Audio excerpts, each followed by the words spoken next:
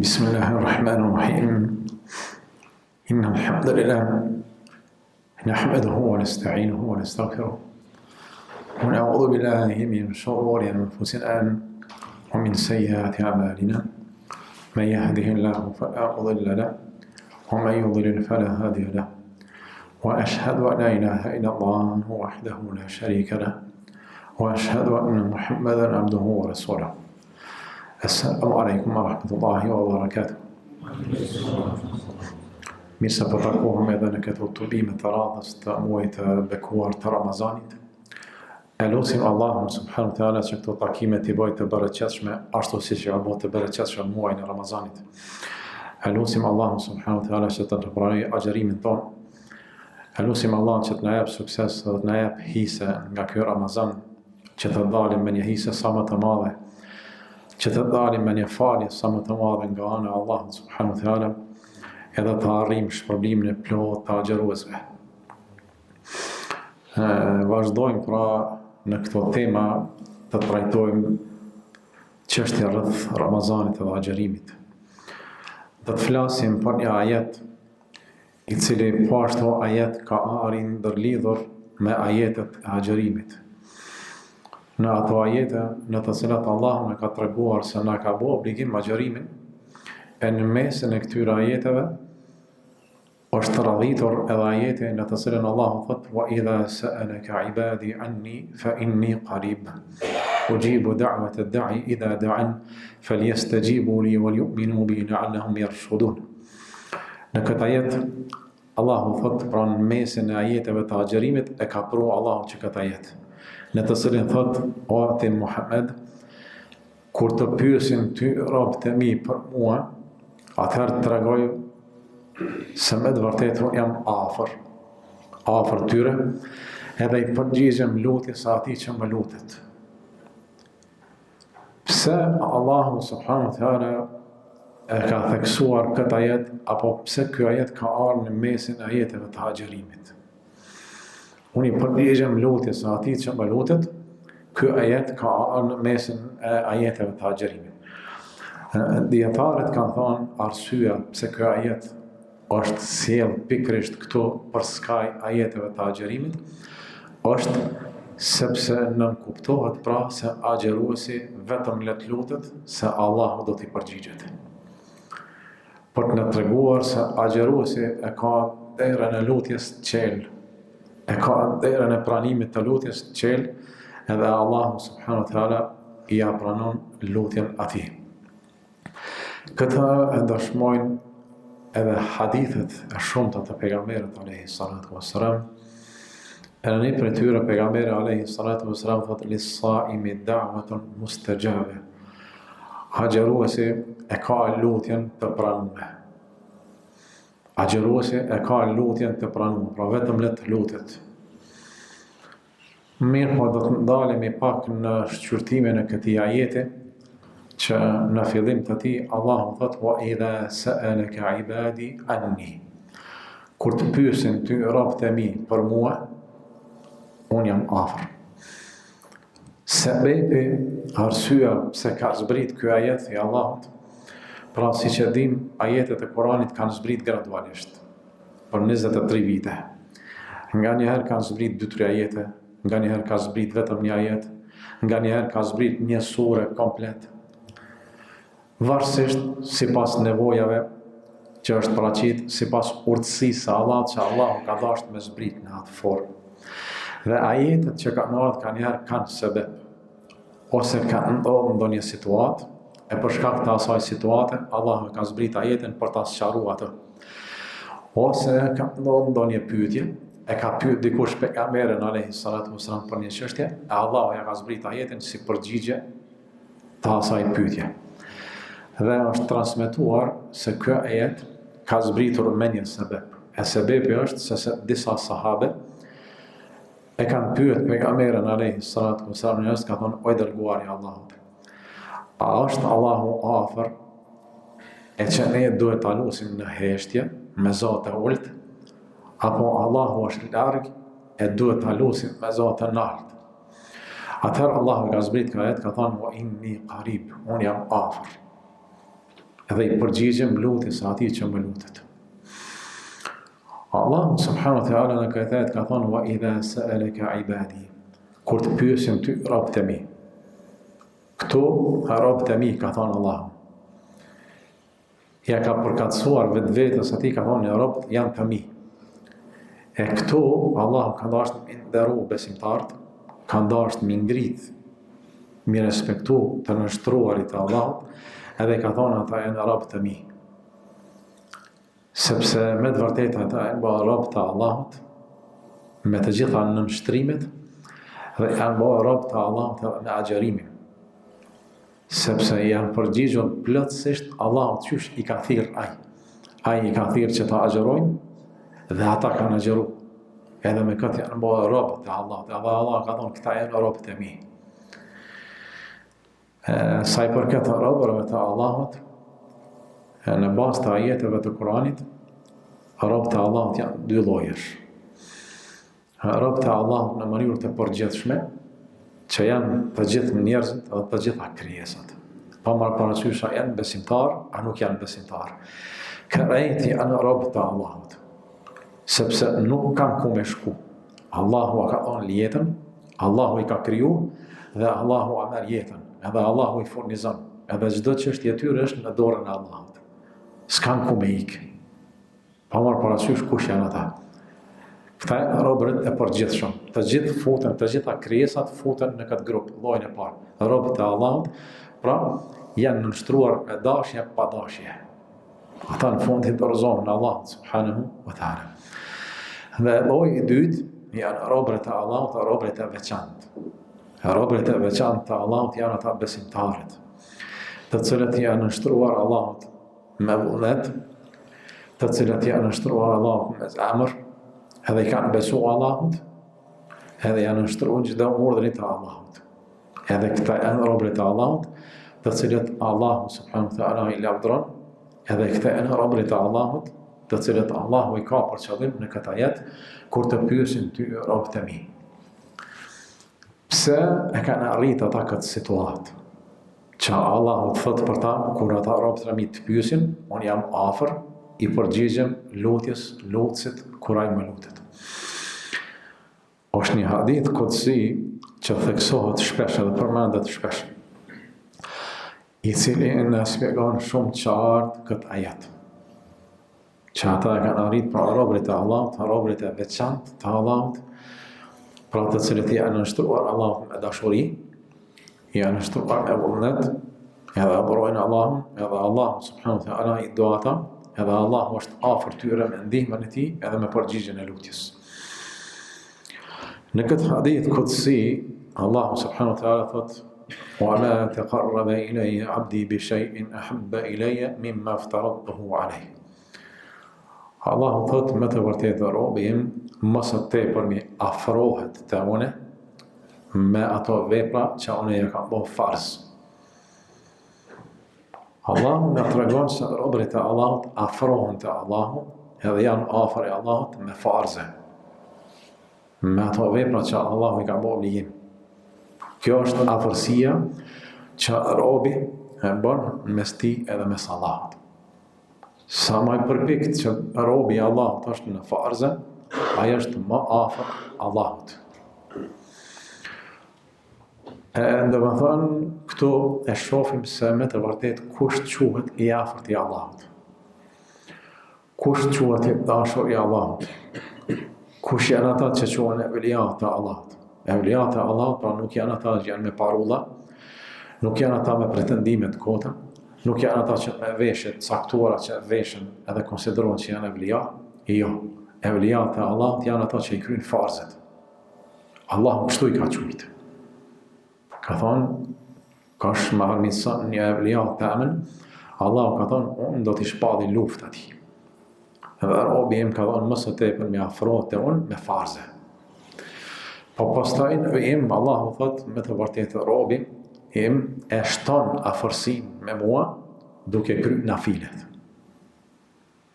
Pra këta e evliat e Allahut, të cilët nuk janë mjaftuar vetëm me farze, mirë po dëshirojnë që të afrohen të Allahu edhe me nafile. Pra me të vërtet, një evlia të Allah, nëse dëni me pa, shikojeni veprat. Mos ja shikoni fjalët, as pamjen, as veshjen. Sepse me këto nuk afrohet të Allahu, mirë po të afrohet të Allahu subhanahu wa taala afrohet vetëm me vepra, e veprat kryesore janë farzet. E pastaj janë ato nafilet, veprat vullnetare. Po çka është e rëndësishme në këtë hadith kudsi, Allah subhanahu wa taala thot e pastaj robi im kur afrohet te unë me nafile me farze, atë thot unë do ta dua atë. Do ta dua robin tim. Edhe në momentin kur Allah thot do ta dua robin tim, atë thot unë do të jem shikimi i tij me të cilën ai shikon. Çka do të thonë nëse afrohet me Allahun me vepra të mira, atëherë shikimi i robit te Allah do të jetë një shikim i cili shikon vetëm ato çështje që Allah është i kënaqur. Dhe Allah thot do të jem dëgjimi i tij me të cilën ai dëgjon. Që në kupton se ai do të dëgjoj vetëm ato çështje që Allah është i kënaqur. Dhe nuk do të dëgjoj haramet. Dhe Allah thot unë do të jem dora e tij me të cilën ai vepron. Dora e tij me të cilën ai vepron, domethënë vepron me dorën e tij vetëm vepra të mira, vetëm çështje me të cilat Allah është i kënaqur. Dhe do të jem këmbë e tij me të cilën ai ec. Që në kupton se një robi Allahut, një evlia e Allahut, do të shkoj edhe do të ecë me këmbët e tij vetëm në ato vende ku Allahu dëshiron. Vetëm në ato vende ku Allahu është i kënaqur. Dhe nuk shkon aty ku e hujdron Allahun subhanahu wa taala. Pra këto e shohim se Allahu e ruan robin e tij, edhe i ruan të gjitha gjymtyrët e tij, nëse ai kujdeset për farzat e Allahut, e pastaj nëse kujdeset për nafilet. Dhe në fund të këtij hadithi kutsi vjen çështja për të cilën po flasim, për ajetin. Në fund Allahu thot pra për këta evlia, të cilët janë afruar te Allahu me farze, po pastaj e kanë shtu afërsinë me Allahun me nafile. Në fund Allahu thot wa in sa'alani la u'tiyanna. Atëherë Allahu thot këta, të cilët i kanë kry farzet, edhe i kanë kry nafilet, në momentin kur më lutën mua, unë ju përgjigjem. Çfarë do që kërkojnë për meje, unë do t'u jap. Pra këtu është pranimi i lutjes. Pranimi i lutjes vjen nëse i merr sebepet, edhe ke qëndruar sakt në rrugën e Allahut, edhe i ke kry farzet, edhe i ke kujdes që të kruhesh prej harameve, edhe i ke kry ato vepra të cilët janë nafile, atëherë Allahu thot, ky robi imi, nëse më lutet më kërkon diçka, unë ja japi. Edhe nëse kërkon që ta mbroj atë, unë do ta mbroj. Pastaj në vim, Allahu pra thot, ujibu da'wat ad-da'i idha da'an. Unë jam afër, i përgjigjem lutjes atij që më lutet. Që do më thonë se nuk ka ndërmjetësues mes robit edhe mes Allahut. Mirë po robi, besimtari, muslimani, duhet ta lusë Allahun pa ndërmjetësues. Edhe kjo është islami, edhe kjo është besimi i pastërt, edhe kjo është feja e sakt. Në të cilën pra mëson besimtari se ai nuk ka nevojë për ndërmjetësues të Allahut. Por duhet ta lutë Allahun direkt, edhe duhet t'i bëjë sebepet që Allahu më pranon lutjen. Nuk është sikurse besimet e tjera, të cilat duhet me marrë leje prej dikujt për me lutë, të cilat duhet me shku me marrë bekimet e prifti, ose duhet me shku me marrë bekimet të aj, ose të aj, ose jo. Në Islam nuk ka kështu. Allahu thot, kur të pyesin robët e mi për mua, unë jam afër. I përgjigjem lutjes atij që më lutet. Dhe këtu pra nuk ka ndërmjetësues, edhe Allahu subhanahu wa taala i ka veçuar, edhe i ka ndëruar besimtarët, sepse ata i luten direkt Allahut subhanahu wa taala. Madje lutja pranohet prej atyre robëve, siç e shohim pra, të cilët janë më të nënshtruarit. Jo prej atyre që kanë pozit, nuk nënkupton që dikush që ka pozit, valla ai me pas përparësi mi pranu lutja, Jo. Siç ka thënë Allahu, inna akramakum inda Allahi atqakum. Më i ndershmi, më fisniku për jush te Allahu është ai i cili është më i devotshëm. Dhe për këtë arsye ne shohim nganjëherë ka persona të caktuara të cilët janë të nënçmuar në shoqëri, nuk kanë peshë, nuk kanë vlerë në sytë njerëzve. Mirë po, pikrisht që ata mundën me qenë që Allahu i ka zgjedhë edhe u pranon lutjet sa herë që ata i lutën Allahut. Për këtë arsye pejgamberi alayhi salatu wassalam ka thënë në një hadith të tij, rubba ash'atha aghbar madfu'un bil abwab law aqsama 'ala Allahi la barra. Në këtë hadith pejgamberi alayhi salatu wassalam ka thënë ndodh që një person i caktuar i cili nuk ka veshje të mirë, nuk ka pamje të mirë për shkak të varfërisë, pra është njeri i ngratë, edhe askush nuk ja hap derën, mirë po ky person thot pejgamberi alayhi salatu wasalam në momentin kur e lut Allahun, Allahu i përgjigjet. Që kështu është thjeshtësia. Kështu është që të jesh në nështruar ndaj Allahut, që të mos mashtrohet njeri nga forcat e veta, që të mos mashtrohet me pamjen e tij, mos mashtrohet me pozitën e tij, mos mashtrohet me prejardhjen e tij, me familjen e tij, me pasurinë e tij, me pushtetin e tij. Mirë po të jetë i nështruar vetëm te Allahu, edhe ta ketë lidhjen vetëm te Allahu dhe të shpresoj vetëm te Allahu subhanahu wa taala. Në këto momente Allahu subhanahu wa taala është ai i cili ka zgjedhë ta persona edhe vetëm këtyre u apran lutjen në mënyrë direkte, se Allahu të gjithë në një formë u apran lutjen. Mirë po këta janë të privilegjuar. Pra shohim një person i gratë, siç ka thënë pejgamberi, askush nuk ja hap derën, sepse nuk e respekton kërkush, sepse nuk ka peshë në sytë e tyre. Mirë po te Allahu ky ka peshë, sepse thot pejgamberi në momentin kur i lutet Allahut, Allahu i përgjigjet. Dhe pikrisht agjeruesi e ka këtë pozitë, sepse me krejt qenjen e tij i është nështruar Allahut. E ka braktisur ushqimin, e ka braktisur ujin për gjatë tërë ditës, i ka braktisur qefet e tij, është i lodhur, është i uritur, është i etur, për çka? Pse po e shohin të tjerët, nuk peshen kërkush, përpos Allahut. Pse po fiton diçka, nuk po fiton kurrgjë, por po fiton vetëm prej Allahut. Vetëm këtë shpresë ka. Për këtë arsye Allahu ka thonë vetëm agjerimi është i imi. E për çet sebeb Allahu e ka zgjedhur në mesin e ajeteve të agjerimit, e ka përmend ajetin e lutjes, sepse agjeruesi është në një pozitë që është nështruar tërësisht Allahut.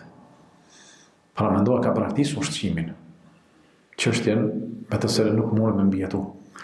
Po e ka braktisur edhe ujin, që është edhe më e rëndësishme. Edhe ka kap etja, edhe është në punë, edhe ka ngarkesa të ndryshme gjatë ditës, por nuk e prish. Edhe vetëm Allahu e din situatën e tij. Njerëzit nuk e din, nuk ja beson kërkush. I thot ai shefi, thot kime arë në punë. Ai agjerueshëm, asi agjerueshëm, nuk e di, por ti kime arë në punë. Nuk e din. Nuk e njeh situatën e tij. Mirë po Allahu e din. Edhe për këtë arsye Allahu ka thonë, kur të pyesin ty robët e mi për mua, pra agjeruesit konkretisht, atëherë unë jam afër, edhe i përgjigjem lutjes së lutësit kur ai më lutet. Me të vërtetë, pra lutja, siç ka thënë Ibn Taymija, Allahu e mëshiroft, një zemër e sinqert, edhe në lutje e mirë, ka thënë është sikurse një ushtri që nuk mposhtet kurrë. Nuk ka kusht që mundet me mposht lutjen. Me të vërtetë me lutje ka ndodhur mrekullia. Ka ndodhur mrekullia. Nëpërmjet lutjes, Allahu ka dërguar edhe pejgamber, pra Musa a.s. për shkak të pozitës që ka pas me faraonin, për shkak të sfidës që ka pas me faraonin, e ka lutë Allahun, ka thonë, dërgoje vllahun tëm që të më ndihmoj. Pra ka lutë Allahun që Musës të ndihmoj nëpërmjet vllahut të tij Harunit. Atëherë Allahu e ka pranuar lutjen edhe Harunin e ka bërë pejgamber. E të mos flasim për mrekullitë të tjera, të cilët në Kur'an janë theksuar i dini, të cilët janë theksuar edhe në hadithet e pejgamberit alayhi salatu wassalam, se me të vërtet duaja edhe lutja bën mrekulli. Lutja bën mrekulli nëse besimtari i ka marrë sebepet që ajo lutje t'jetë e pranuar. Allahu ka thonë i përgjigjem lutjes së atij që më lutet. I përgjigjem. S'ka i përgjigjet. Lutja nuk kthehet bosh. Kur do që drejtohet Allahut, sinqerisht, duhet me ditë se ajo lutje ju ka pranuar në një formë apo në një tjetër. Gjithë. Për këtë arsye, Omeri radiallahu ta'ala anhu ka thonë, unë nuk e kam të rëndësishme pranimin e lutjes. Mirë, po ka thonë, për mua është e rëndësishme që të lutem. Si t'jemi përkushtuar sa më shumë me lutje. Si t'jemi tillë që të mos i harroj lutjet. Kjo ka thonë është në rëndësi për mua. Nuk është në rëndësi pranimi i lutjes. Sepse lutja është e pranuar. Allahu e ka premtuar. Allahu e ka premtuar këtë. Dhe Allahu subhanahu wa taala kur të jap premtimin e tij, Allahu fuqiplot nuk e thon premtimin. Inna Allaha la yukhlifu al-mi'ad. Allahu nuk e thon premtimin. Ka thonë ujibu da'wata da'i ila da'an. I përgjigjem lutjes sa atij që më lutet. Për këtë arsye, pejgamberi alayhi salatu wassalam ka thonë në hadithin e tij, lutja gjithsesi është e pranuar. Mirë, po pranuar në 3 forma. 3 forma mundet me pas pranimi i lutjes. E para është, ka thonë pejgamberi alayhi salatu wassalam, kur dikush lutet, Allahu subhanahu wa taala i përgjigjet aty për aty, ose pak më vonë. Kjo është forma e parë. Mirë, po atë lutje Allahu mundet me bëjë që të përgjigjet në një formë tjetër. Ka thonë pejgamberi alayhi salatu wassalam, forma e dytë, ose Allahu i deponon atij që atë lutje që e ka bën tashmë blej në ditën e gjykimit. Edhe forma e tretë është që Allahu nëpërmjet asaj lutje t'ja largojë një të keqe. Pra e shohim se fitoria është në çdo aspekt. Nëse i lut, dije se Allahu subhanahu wa taala ose ka me ta pranu aty për ato për të cilën ti e lut, Allahu dhe mas miri ata jep pas ta jep. Sepse njëherë i lutemi për çështje të caktuara, mirë po Allahu din që ato nuk janë të mira për ne, edhe din që më mirë, më hajër për neve është më në vanu ajo, ose në një formë tjetër. Atëherë Allahu subhanahu wa taala me urtësinë e tij ka caktuar që ose të na pranoj nëse është mirë për ne, aty për aty, ose të na shpërblej për atë lutje në ditën e gjykimit, ose për hir të asaj lutje, Allahu na largon një të keqe në këtë botë. Pra shohim se fitoria për lutjen është çdo herë. Është çdo herë. Këtu e shohim pra se sa rëndësishme është i lutja në jetën e besimtarit. Lutja me të vërtetë është ibadeti më madhështor. Ibadeti më madhështor sepse lutja është një çështje të cilën Allahu e don.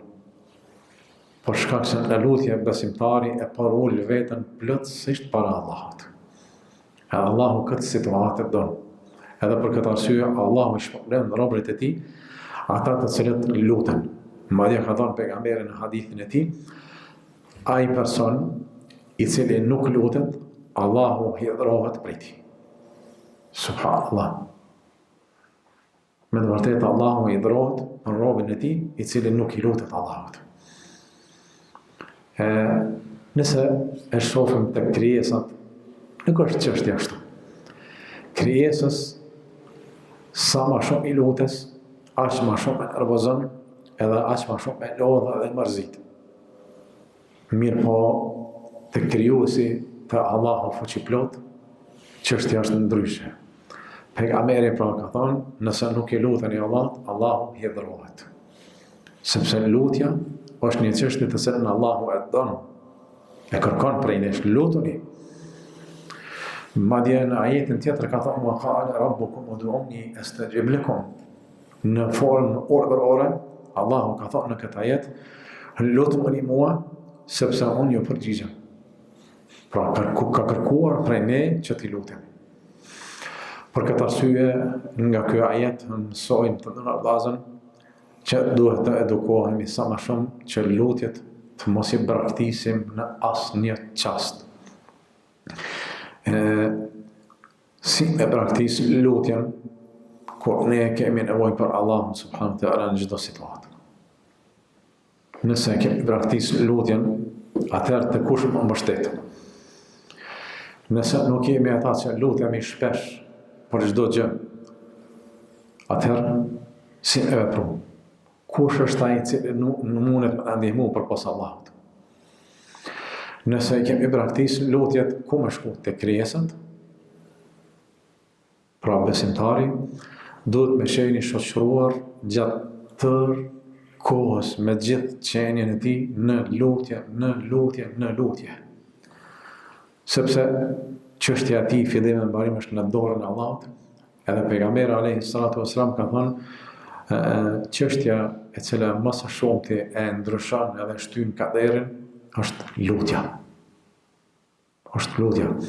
Pra sebepin kryesor të kaderave, Allahu e ka bo lutjen. Mirë po besimtari duhet më kujdes me këtë për përfunduar, që duhet t'jeti devotshëm, duhet t'jeti sinqert, duhet të heq pengesat e pranimit të lutjes, nuk duhet me veprat e tij me qit pengesa, e që për shkak të atyre pengesave mos me i pranu lutja. Dhe pengesa kryesore e pranimit të lutjes janë gjunahet, janë veprat e këqija, janë haramet. Për këtë arsye, pejgamberi alayhi salatu wasalam ka thënë në një hadith, duke përshkruar një person i cili thotë ka qenë në udhtim të largët, udhtim të lodhshëm. Një person i cili është raskapit prej udhtimit, edhe ka mbetur rrugëve. Atëherë në një situatë të lodhshme, në një situatë pa shpresë, thotë pejgamberi alayhi salatu wasalam, ky person i ka ngrit durt edhe ka lutur Allahun ya Rab, mirë po ka thënë pejgamberi alayhi salatu wasalam, ky person ushqimin e ka pas më herët haram, ujin e ka pas haram, veshën e ka pas haram, atëherë çuçi më pranu Allahu lutjen e tij. Pra këtu e shohim se pengesa kryesore e pranimit të lutjes janë gjunahet. Dhe sebepi kryesor i pranimit të lutjes janë në kundërta gjunaheve, veprat e mira, kryerja e farzeve, largimin nga haramet, kryerja e nafileve, veprave vullnetare. Këto janë arsyet kryesore, sebepet kryesore, për shkak të cilave Allahu subhanahu wa taala ja pranon lutjen e robit të tij. Me të vërtetë këto e shohim me këtë edhe përpavillin mos të zgjas më shumë, që është ku mos në lodhe më shumë. Hadithi i atyre 3 personave, të cilët duke pushu gjatë udhtimit në një shpellë, atëherë është shpella është shëm një guri, edhe u ka mbyll shpellën. Edhe ata kanë pa që janë në një situatë që nuk mundet me ndihmu kërkush pas Allahut. Edhe kur e kanë pas situatën se ata do të mundet përfundojnë dhe do të vdesin aty, atëherë kanë folë me njëri tjetrën, edhe kanë thonë shiqa. Të shohim të tret secili që ka pas një vepër të mirë më herët, një vepër të sinqertë. Edhe ta lutim Allahun që nëse ato vepra secili prej nesh i ka pas për hir të Allahut, të lutim Allahun që për shkak të ato veprave të na ndihmojë që dalim prej kësaj shpelle. Atëherë njëri prej tyre thotë, me të vërtet kam pas bagëti, edhe thotë në mbrëmje, kur e ka mbjell bagëtin, qumshtin mas pari apo ndërgu prindërve. E pastaj fëmijëve. Mirë po thotë një ditë jam vanu shumë, edhe kur jam kthyer me bagëtin në shtëpi natën e vonë, edhe i ka mbjell për të aqur qumshtin prindërve, thotë e kam pas se ata kanë flejt. Atëherë thot jam ul të dera atyre, edhe kam prit deri në sabah, kur janë qu. Gjatë gjithë natës thot fëmijët kanë qajt për ushqim, ndërsa unë thot kam prit që mas pari m'jam qu prindërve. Po për shkak se kanë qenë fletur, kam prit deri në sabah. Edhe kur janë zgju, ja kom jap qumshtin. Atëherë thot me të vërtetë o Allah, nëse këtë vepër për prindët e mi e kam bërë sinqerisht vetëm për hir të andin, na mundësa me dalë për i këtush. Atëherë thot pejgamberi alayhi salatu wasalam thot ka lëviz shpella, ka lëviz shkëmbi pak, mirë po jo sa e mujt me dalë. Atëherë personi i dytë thot e kam pas një punëtor, një argat, një ditë thot ka shku ma herët. E ka lëshu punën ma herët edhe nuk ka mujt me jep pagesën. Mirë po thot ato pare, i kam mrujt edhe i kam investu, që kur është kthy pas një kohë të gjatë, thot investimi është shtu shumë, bagati e gjanat, pasonie madhe janë mo për aty në pareve. Dhe thot kur të kthy mas një kohë, thot o filan një ditë më kam jetë barq, jam shku ma herët për i punës, edhe nuk mi ke jep pagesën. Thot ka marrë me marrën të pagesë. Atëherë ky i thot shiqan krejt që apo e shë këtë login, është pasuri e jotja e asaj pagese. Sepse ato janë shtu, ka vegat. Atëherë thot mos bëha i gare me mu, thot ajo ka qenë një pagese vogël, për një pjesë të ditës, thot ato ka marrë. Thot jo, është puna, kështu i tregon. Atëherë thot ka ardhe dhe ka marrë çdo send, që e ka pas, që e kam thorë dhe nuk më kalon kur gjë. Edhe thot o Allah, nëse me të vërtet, këtë e ka bo vetëm për ty, na mundëso që të dalim për i këtushit. Allah, atëherë pejgamberi alayhi salatu wasalam thot lëviz shkambi, pak, mirë po jo, sa me pas mundësi me dalë. Pra këto e shofim vepra e sinqert, edhe vepra e mirë, çfarë sebepi është për më pranu duaja në momentet të vështira. Dhe rasti i tretë është një person në mesin e atyre treve, thot e kam pas një situatë ku e ka mashtru epshi edhe shejtani, edhe ka pas mëra në zina. Mirë po thot kur jam afru të situata me ba zina, thot ajo femër, më ka thonë friksa jo Allahut, mos më prek, sepse nuk e ki halal. Atëherë thot jam largu prej saj, edhe thot o Allah, nëse jam largu prej saj, kam ik prej zinas, vetëm për hir të andin, atëherë na mundëso që të dalim prej këtushit. Atëherë thot pejgamberi alayhi salatu wasalam ka lëviz gurit, edhe janë dalë që të tretë. Pra këto e shofim se vepra e tretë, aje ka praktis një haram, me gjithë se qefi ja ka dashtë. Mirë po, besimin e Allahun është mbi të gjitha. Friga ndaj Allahut është mbi të gjitha. Edhe pse ka pas qef me bo zina, mirë po kur e ka përkujtu me frigën ndaj Allahut, edhe ka thonë, ke frigë Allahun se është haram, atëherë me të vërtet është friksu, edhe ka ik prej zinas, por jo për diçka tjetër, jo pse e ka pa dikush. Se nuk e ka pa kërkush, ka qenë i vetmuar, vetëm me atë femër. Kërkush se ka pa. Pra, ka ik vetëm për shkak të frigës ndaj Allahut. Edhe me të vërtet, Allahu subhanahu wa taala e ka shpërbly. Pra, nëse dëshirojna që të kemi lutjet e pranuara gjatë gjithë jetës tonë, edhe në Ramazan, edhe jashtë Ramazanit, të jemi pikërisht kështu si që jemi në Ramazan, me agjerim, me vepra të mira, duke ik prej harameve, duke përmbajt rrugës ashtu siç kërkon Allah subhanahu wa taala, atëherë gjatë gjithë jetës, sikurse edhe gjatë agjerimit si agjerues, e kemi derën hapur për pranimin e lutjeve. Allahu subhanahu wa taala lutim që të na ndihmoj, na forcoj, na shtoj besimin, na shtoj devotshmërinë ndaj tij. Wa akhiru da'wana alhamdulillahi rabbil alamin.